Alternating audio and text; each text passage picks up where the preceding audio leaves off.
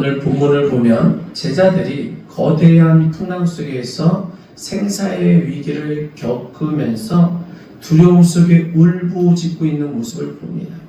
그리고 반면에 예수님은 그 풍랑 위에서 편안히 주무시고 계셨던 겁니다. 자, 그런데 제자들이 그 울부짖음 소리에 깨어나신 예수님이 단 한마디 말씀의 명령으로 만물이 복종하는 것을 목격하게 되죠. 자, 그 순간 이 제자들이 예수께서 바람과 물결을 잠재우시는 그 광경을 목격합니다. 보고도 믿겨지지 않는 그런 상황 속에서 이런 의문점을 갖죠. 그가 누구시기에 바람과 물을 명함에 순종하는가? 저와 여러분들은 나아가서 모든 인간은 누구나 인생이라는 거대한 바다를 항해하는 삶을 살아가는 존재들이에요. 그래서 평상시에는 좁빛 바다처럼 잔잔하고 또 평화로운 물결 위를 지나가는 듯 하지만 예기치 못한 순간에 마른 하늘의 날벼락과 같은 광풍이 몰려올 때도 있습니다. 그래서 배가 뒤집힐 듯한 극한 위기에 처하더라는 거죠. 자, 그럴 때마다 우리 연약한 인간들은 이런 생각을 해요. 이제 다 끝났다. 나는 죽게 되었다. 그러한 두려움에 사로잡혀 절규하는 모습을 볼 수가 있어요. 자, 오늘 본문에 등장하는 제자들의 모습이 바로 그러한 저와 여러분들의 자화상일 때가 참으로 많다는 겁니다. 당시 이 제자들이요, 예수님과 함께 배를 타고 갈릴리 호수를 건너가고 있었던 거예요. 자, 성경의 기록을 보니까 갑자기 호수에 광풍이 내리쳤다는 거예요. 이 갈릴리 호수는 지형적으로 사실 갑작스러운 돌풍이 자주 일어나는 곳입니다. 그래서 제자들 중에는 베드로와 요한과 같은 바다에서 뼈가 굵은 어부 출신들이 있기 때문에 그들은 누구보다도 이 바다를 잘 안다고 자부하고 있었던 거죠. 그래서 어떠한 경우에라도 우리는 그것에 대하여 대처할 수 있다. 그런 마음이 한쪽 구석에 늘 있었던 거예요. 그러기에 처음 풍랑이 일어날 때 그들은 자신들이 경험했던 기술로 노를 젓고 물을 퍼내면서 어떻게 해서든지 살아남으려고 발버둥을 쳤을 거예요. 자, 그러나 성경은 배에 물이 가득하게 되어 위태하게 되었다고 기록을 해요. 이게 바로 인간의 한계성을 말하는 거예요. 그런데 그 절박하고 긴박한 순간에 예수님은 어떻게 하고 계셨던 거예요? 바로 배 뒤편에서 주무시고 계셨던 겁니다. 제자들은 아우성을 쳐요. 주여, 주여, 우리가 죽겠나이다. 이 외침 속에 단순히 살려달라는 호소뿐만이 아닌 거예요. 어떻게 이런 상황 속에서 주무실 수가 있어요, 예수님? 그러면서 이 서운함과 원망이 섞인 마음이 들어 있었던 겁니다. 우리도 이처럼 고난 중에 하나님이 침묵하고 계시는 것 같을 때에 이런 원망이 나타나잖아요. 자, 그런데 예수님께서 잠에서 깨어나셔서 가장 먼저 하신 일이 뭐냐? 바로 그 사나운 바람과 성난 물결을 향해 꾸짖으셔. 잠잠하라. 고요하라. 그러자 그 즉시 바람이 그치고 그 거센 파도가 쳤던 바다는 거울처럼 잔잔해져 버린 거예요. 아니, 이 제자들이 이 보고도 믿기지 않는 일이 눈앞에서 벌어진 겁니다. 아니, 어떻게 말 한마디에 비바람이 멈추고 거센 파도가 멈출 수 있는가라는 거죠. 아니, 이 사람 진짜 사람이 맞는가? 그들에게 두려움이 몰려오는 거예요. 그러면서 서로 말합니다. 그가 누구기에? 도대체 이 사람이 누구기에 명한다고 이렇게 자연히 순종할 수 있겠는가? 라는 거예요. 이 제자들은 예수님의 곁에서 수많은 이적과 기사를 지켜보았어요.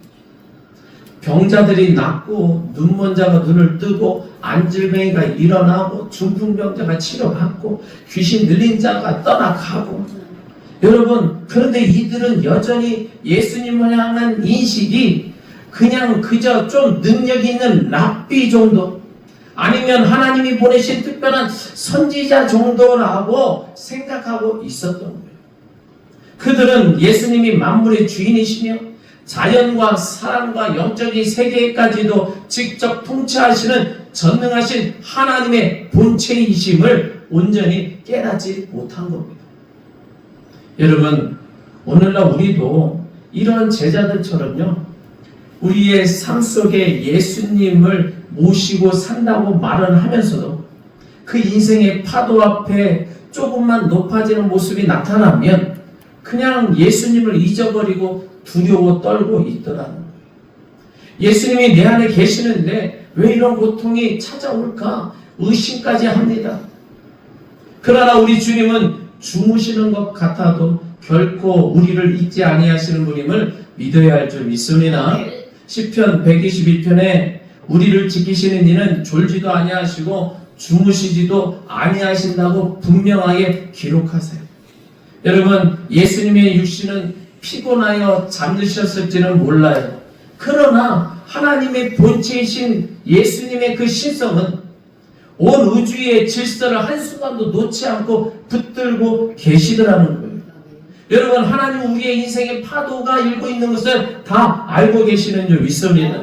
우리 주님은 영으로 모든 것을 감찰하고 계신다는 거예요. 이 제자들이 정말 이러한 예수님이 어떠한 분인지를 참으로 알았더라면 주님이 배에 함께 계신다는 사실 한 가지만으로도 어떠한 풍랑이 몰아치고 태풍이 몰아친다 할지라도 평안함 속에 우리 주님과 함께하고 있었을 것입니다. 그러나 그 예수님에 대한 인식이 부족했어요. 오늘날 우리 예수님께서 우리에게도 질문하세요.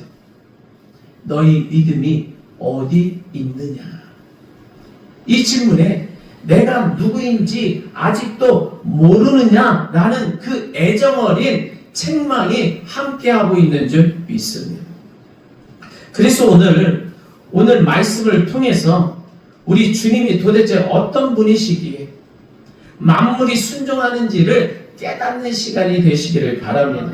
그리고 주님에 관한 확실한 믿음을 가지고 우리 모두가 결코 어떠한 상황 속에서도 흔들리지 아니하는 그런 믿음의 반석 위에 굳건하게 서는 주의 백성들 되시기를 주님의 이름으로 축복합니다.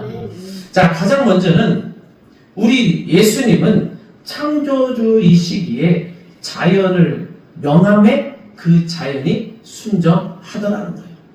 여러분, 제자들은 그가 누구기에 라고 의문점을 갖죠. 그러나 성경은 처음부터 정답을 우리에게 가르쳐주고 있어요. 예수님은 바로 만물을 지으신 창조주 하나님이심을 믿으시기 바랍니다.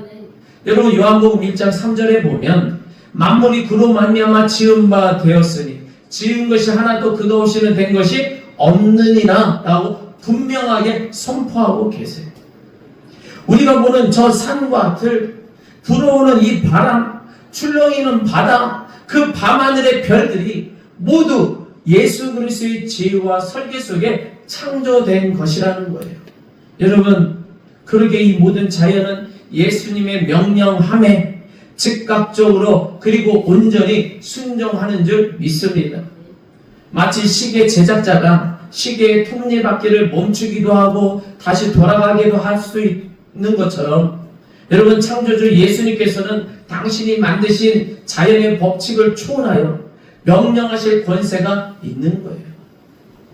그래서 제자들은요, 자연의 위력 앞에 압도당하여 그것을 정복할 수 없는 거대한 장벽으로만 바라봤지만 우리 주 예수 그리스도께서는 자연을 당신의 통치 아래 있는 순종하는 종으로 보신 줄 믿습니다.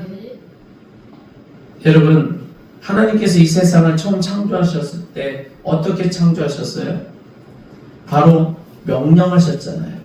빛이 있으라 명하시니 빛이 있었어요. 나무가 있을지어다 명하시니 산이 울창하게 생긴 줄 믿습니다. 여러분, 모든 창조는 말씀으로 이루어졌고 그 말씀은 곧 명령이었다는 거예요. 창조의 그 순간부터 자연은 하나님이 명함에 순종하여 존재케 된 줄 믿습니다. 그러므로 갈릴리 바다에 그 풍랑과 거친 파도를 향하여 예수님이 꾸짖으신 것은, 그 바람을 향하여 꾸짖으시고 거친 파도를 향하여 꾸짖은 것은 창조의 첫날에 울려 퍼졌던 그 장엄한 명령이 재현된 것일 뿐인 거예요. 그저 바람과 바다는 자기들을 지으신 주인의 목소리를 알아듣고 즉시 무릎을 꿇는 것과 같은 거예요. 여러분, 우리가 살아가는 이 세상의 모든 환경, 물질적인 토대, 그 기후와 자연현상은 여러분 결코 우연의 산물이 아닙니다. 하나님께서는 지금도 여전히 만물을 붙들고 운행하고 계시는 줄 믿습니다. 그렇게 이 우주가 안전하게 돌아가고 있는 거예요. 여러분, 우리가 믿는 그 예수님이 바로 그 창조주 하나님이심을 믿으시기를 바랍니다. 이 믿음의 확신이 있을 때 우리의 삶은 180도 달라지는 거예요. 우리의 건강 문제, 경제적인 위기, 환경적인 제약들이 그 모두 다 이 자연에 속한 영역일 뿐인 거예요. 때로는 우리가 감당할 수 없는 거대한 파도처럼 다가올 때가 있어요. 그러나 그 파도의 주인은 예수님이신 줄 믿습니다. 이 거대한 파도처럼 우리의 환경과 우리의 건강과 우리의 물질의 환란들이 닥쳐올 때 그 주인 되신 예수님이 한번 명하시면, 그 피조물들을 향하여 환란을 향하여 명하시면 명함에 그 모든 환경은 순종하게 되는 줄 믿습니다. 우리가 길을 걸어올 때 길가에 놓인 돌뿌리 하나도 주님의 허락 없이는 우리의 발을 상하게 할 수 없어요. 여러분이 하는 모든 삶의 터전, 그리고 직장 생활, 모든 환경 역시 주님의 손바닥 위에 있음을 믿으시기를 바랍니다. 주님께서 여기까지다 하시면 그 환란과 바람도 멈추게 되는 줄 믿습니다. 그러므로 환경을 바라보며 우리가 한숨 지을 때에 우리가 기억해야 될 것은, 맞아, 나의 환경을 주님이 다스리고 있지. 주님, 이 자연 만물 지으신 분이 주님이심을 믿습니다. 내 삶의 모든 환경적 장애물도 명하여 주시고 주님의 뜻 안에서 평온케 하여 주옵소서. 이러한 기도를 하시기를 바랍니다. 믿음이란 내 이성과 경험의 지평을 내려놓고요, 오직 하나님의 전능하신 지혜로 나아가는 것이 믿음인 것을 믿기를 바랍니다. 사가랴가 있잖아요. 자기 몸의 쇠약함을 보고 하나님의 약속을 의심할 때 그가 벙어리가 됐어요. 그러나 우리가 주님은 창조주이시니 능치 못할 일이 없습니다 라는 고백을 함께 할 때에 자연의 법칙을 뛰어넘는 기적의 역사는 반드시 일어나는 줄 믿습니다. 예수님은 창조주시기에 자연을 명함에 만물이 반드시 순종합니다. 이 창조주의 권세를 우리의 삶의 현장에서 매일같이 경험하기를 축복합니다. 경험하게 될 줄 믿습니다. 둘째로는 예수님은 구원자이시기에 사람을 명함에 순종한다는 거예요. 여러분, 예수님은 사람을 명하시고 순종케 하시는 구원자의 권세가 있는 줄 믿습니다. 하나님께서는 자연 만물을 창조하신 후에 특별히 자신의 형상을 따라 사람을 만드셨어요. 그 사람은 자연의 일부로 살아가지만 동시에 자연과는 완전히 구별된 존재로 지음받은 줄 믿습니다. 여러분, 이 하나님께서 이 인간에게 자유의지를 주셨어요. 그리고 인간적인 반응을 원하셨죠. 그런데 안타깝게도 이 타락한 인간이 그 의지를 가지고 하나님을 거역하고 사탄의 종노릇을 하며 죄의 길로 갔다는 겁니다. 이처럼 죄로 인해 비틀려진 이 인간의 의지를 하나님이 다시 되돌려 놓으시기 위해서 이 땅에 인간의 모습으로 예수님께서 구원자로 오신 줄 믿습니다. 그렇게 주님은 자연을 향해서 잠잠하라 명령하신 것처럼 이 사람에게도 죄인의 영혼을 향해 나를 따르라 명령하신다라는 거예요. 복음서에 보니까 세간에 앉아 세상에 이익만 줬던 레위가 있잖아요. 그 레위에게 예수님이 찾아가십니다. 그리고 명령하세요. 나를 따르라. 거기에는 어떤 논리적 설득이나 타협이 없어요. 그저 주님의 거기 있는 명령이 그의 심령을 관통하게 되고 레위는 그 즉시 모든 것을 내려놓고 일어나 주님을 따랐다는 거예요. 여러분 베드로와 안드레도 마찬가지잖아요. 그물을 던지던 그들에게 나를 따르라 명령하실 때에 여러분 그들이 즉시 순종했다는 거예요. 여러분 이것은 인간적인 결단이 아니라는 겁니다. 사람을 지으신 창조주이시자 잃어버린 자를 찾아 구원하러 오신 구원자이신 창조주 하나님의 명령이 그 인간의 영혼의 깊숙한 곳에 닿을 때에 일어나는 거룩한 순종의 모습인 거예요. 여러분 주님은 우리 마음의 길을 잡고 운전하시는 분이세요. 그러게 저와 여러분들에게 하나님이 얼마나 큰 소망과 위로가 되는지 몰라요. 왜냐하면 주님이 우리의 심령을 우리의 마음의 길을 붙잡고 계시기에 이 땅에 어떠한 환난과 어떠한 어려움이 닥친다 할지라도 반드시 그 풍랑을 이겨내고 반드시 승리하도록 만들어 주실 것이 확실하기 때문인 줄 믿습니다. 여러분 세상에서 가장 힘든 것이 뭔지 아세요? 바로 사람인 거예요. 사람처럼 내 마음대로 안 되는 것이 없어요. 여러분 부부지간에도 남편이 아내를, 아내가 남편을, 때로는 자녀를, 여러분 수십 년간 같이 살고 키우고 함께 동고동락한 한 가족 안에서도 눈물의 호수가 있고 소리를 질러봐도 사람의 인격은 쉽게 바뀌지 않더라는 거죠. 그런데 사람을 지으시고 사람을 구원하시는 그 주님께서는 능치 못함이 없는 줄 믿습니다. 우리의 삶 속에서 사람 때문에 겪는 갈등과 아픔이 있다. 그렇다면 이제는 그 사람과 싸우지 말고 주님께 엎드려야 할 줄 믿습니다. 예수님, 나의 남편이, 나의 아내가, 때로는 나의 자녀들이 완악한 마음이 있네요. 주님 그 완악한 마음을 뽑아내 주시고 주의 권세로 명령하사 평온케 하여 주시옵소서. 확실한 진리의 길로 나아가게 하여 주시옵소서. 그렇게 명령해 달라고 기도해야 될 줄 믿습니다. 주님이 명령하시면 돌처럼 굳은 마음이 부드러운 마음으로 바뀌는 줄 믿습니다. 아니 그 사악하고 너무나도 악독했던 사울이 그 핍박자가 주님의 말씀 한마디에 바울로 변하여 전도자가 된 줄 믿습니다. 우리 주님이 우리를 위해 구원하러 이 땅에 오셨어요. 나무나 바람을 구원하러 오신 게 아니라 바로 저와 여러분들을 구원하러 오신 줄 믿습니다. 그러기에 우리 주님 우리의 모든 관계와 성품 그리고 또 인생의 방향을 명하여 이끌어갈 권리가 있으세요. 주님 제 삶의 모든 인간관계를 주님께 맡깁니다. 주님 명령하시는 대로 제가 순종하고 주님이 다스리시는 대로 우리 가정이 세워지게 하여 주옵소서. 나의 일터가 온전히 세워지게 하여 주옵소서. 나의 삶의 터전이 온전히 세워지게 하여 주시옵소서. 여러분 기도하시기를 바랍니다. 주님이 명하시면 그 영혼은 반드시 순종하게 되어 있다는 거예요. 이런 놀라운 변화의 역사가 우리의 가정과 공동체 위에 여러분의 일터 위에 날마다 충만하기를 바랍니다. 자, 마지막으로 세 번째, 예수님은 부리시는 영인 천사에게 명함에 순종하는 줄 믿습니다. 여러분 예수님은 영적 세계의 절대 주권자시기 때문이에요. 하나님께서는 보이는 세상인 자연과 사람 외에 보이지 않는 영적 세계도 창조하셨다는 거죠. 여러분 하늘에서 하나님의 뜻을 받들고 수종드는 그 영들인 천사들을 하나님이 창조하신 줄 믿습니다.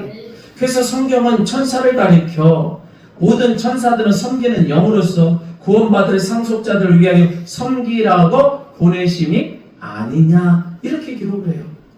여러분 예수님께서 십자가의 고난을 앞두고 이 겟세마네 동산에 잡히실 때에 베드로가 칼을 뽑지요. 칼을 휘두르는 거예요. 그때 예수님 말씀하셨잖아요. 너는 내가 내 아버지에게 구하여 지금 12군단 더 되는 천사를 보내시게 할 수 없는 줄로 아느냐. 여러분, 주님은 명령 한마디로 온 우주의 천군 천사를 동원하여 자기 자신을 보호하기도 할 수 있고 저 원수들을 물리칠 수도 있는 권세가 있는 분이라는 거예요. 다만 우리를 구원하기 위해서 그 권세를 절제하고 계시는 거예요. 예수님이 십자가에 죽으셔야만이 우리의 죄가 사함받고 천국의 길이 열려지기 때문인 줄 믿습니다. 여러분, 그러기에 예수님은 천군 천사도 명하시고 마귀도 명할 수 있는 권세가 있는 줄 믿으시기를 바랍니다. 여러분, 천사들만 명하는 게 아니라니까요. 타락한 영물인 마귀와 귀신들까지도 예수님은 철저히 다스리시는 분인 거예요. 여러분, 이 오늘 말씀 본문 뒤에 나오는 거라사 광인의 사건을 보시면 수천 마리의 군대 귀신이 한 사람을 괴롭히잖아요. 그런데 예수님께서 명령하십니다. 그 사람에게서 나오라 명하시자마자 귀신들이 벌벌 떨며 그 사람에게서 튀어나와 돼지떼 2,000마리에게 들어갔다는 거 아닙니까? 여러분, 마귀는 결코 예수님의 적수가 되지 못해요. 마귀 역시 피조물에 불과하고 주님의 통제 아래에만 활동할 수 있는 겁니다. 우리가 이 땅을 살아갈 때에 겪는 고난 중에 바로 이렇게 보이지 않는 영적 공격들 또한 많이 있어요. 이유 없는 불안감, 끊임없는 우울함, 가정의 불화와 그리고 질병의 고통 속에 그 뒤에 숨어 역사는 악한 영의 장난이 숨어 있을 때가 얼마나 많은지 몰라요. 하지만 저와 여러분들은 결코 두려워하지 않는 줄 믿습니다. 왜냐하면 우리 주님은 그 부리시는 영인 천사들을 명함에 여러분들을 지키시는 줄 믿습니다. 그러기에 여러분은 간절히 기도해야 되는 거예요. 하늘에서 거룩한 영적 전쟁이 일어날 수 있도록 하나님 앞에 간절한 기도를 해야 됩니다. 예수님, 마귀도 다스리시는 줄 믿으리나 마귀의 괴를 깨뜨리시고 우리 앞길을 가로막고 있는 영적 장애물을 치워 주시옵소서. 간절하게 기도하면 영적 전쟁 가운데 반드시 승리하게 하는 줄 믿습니다. 저 구약 성경에 다니엘이 나오잖아요. 다니엘이 간절히 기도할 때에 가브리엘 천사가 즉시 응답을 가지고 내려왔다는 거예요. 여러분, 저와 여러분들의 신음소리 하나에도 우리 주님은 천군 천사에게 명함에 여러분들을 호위하실 줄 믿습니다. 여러분, 우리가 때로는 질병 가운데 근심할 수도 있어요. 의사의 손길도 필요하지만 주님께서 명하여 우리를 찾아온 천사들을 통하여 우리의 환부를 만지게 하시고 살을 붓게 하시고 생명의 기운을 불어 넣어 주실 줄 믿습니다. 우리 눈에는 보이지 않지만 우리 예수님은 매 순간 천사를 부리시며 명함에 우리들의 삶을 보호하시고 계심을 믿으시기를 바랍니다. 예수님은 부리시는 영인 그 영적 존재들만 명하시면 즉각 순종하는 줄 믿습니다. 그 영적인 권세를 의지하여 사탄의 모든 유혹과 공격을 넉넉히 물리치는 저와 여러분들 되시기를, 승리자가 되시기를 또 주님의 이름으로 축복합니다. 말씀을 맺습니다. 우리 사랑하는 우리 물된동산교회 모든 성도들은 이러한 만물을 순종케 하시는 우리 예수님과 항상 동행하시기를 원합니다. 오늘 제자들은 풍랑 속에서 이분이 누구신가 의심하며 두려워했잖아요. 그러나 저와 여러분들은 오늘 말씀을 통해서 우리 주 예수 그리스도께서 어떤 분이신지를 분명하게 알게 된 줄 믿습니다. 예수님은 창조주로서 자연을 다스리시고 우리의 구원자로서 사람의 영혼을 통치하시며 만군의 주로서 영적 세계의 모든 천사도 부리시는 분인 줄 믿습니다. 우리 주님은 주무시는 것 같아도 결코 우리를 떠나지 아니하시는 줄 믿습니다.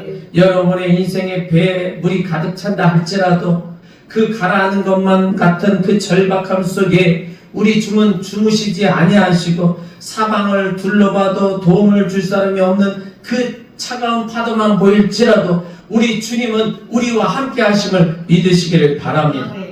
바로 그때가 주님의 이름을 부를 때인 거예요. 주님은 이미 여러분들의 절박한 상황 속에 우리를 구원할 계획을 완벽하게 가지고 계시는 줄 믿습니다.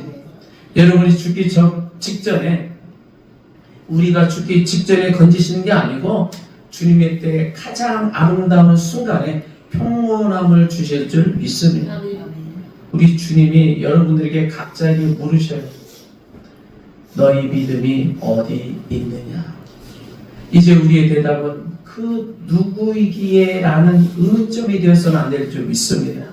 여러분, 주님은 나의 창조주시요 구원자시며 영광의 주인이십니다. 이러한 확신에 찬 신앙 고백이 있기를 바랍니다. 믿음은 내가 붙들고 있던 낡은 낫을 내려놓는 거예요. 나의 사고와 나의 경험과 나의 연륜을 내려놓고 주님의 말씀이라는 돛을, 주님의 말씀이라는 능력을 믿고 올려야 될 줄 믿습니다. 여러분, 사가랴가 자기 지식과 계산을 내려놓을 때에 불가능했던 아들을 얻었던 것처럼 여러분들도 나는 할 수 없지만 주님은 만물의 주인이시니 하실 수 있습니다는 이 고백이 넘쳐나기를 바랍니다. 내 머리로는 이해가 되지 아니할지라도 무조건 아멘 하시면 하나님은 반드시 그 아멘 속에 천국의 열쇠를 허락하시고 우리에게 삶의 풍랑을 잠잠케 하시는 능력을 부어주실 줄 믿습니다. 이번 주 한 주간 우리가 또 세상의 거친 바다로 나아가요. 그리고 우리가 이 세 가지 고백을 가슴에 품고 나가야 될 줄 믿습니다.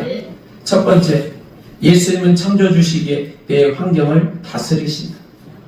두 번째, 예수님은 구원자이시기에 내 사람 문제를 해결하신다.